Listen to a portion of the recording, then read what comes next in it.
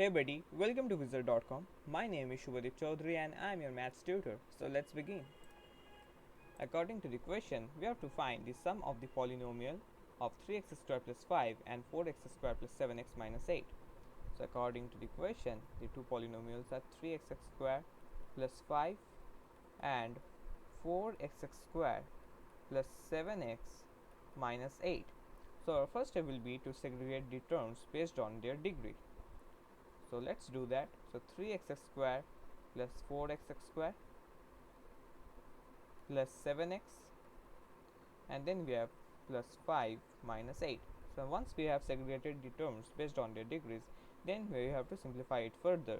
So 3x squared plus 4x squared will give us 7x squared. Then we have plus 7x, and finally 5 minus 8 is minus of 3, and plus of minus 3 will give us minus 3. So 7x squared plus 7x minus 3 will be the required answer. Upon checking the options, we see that option B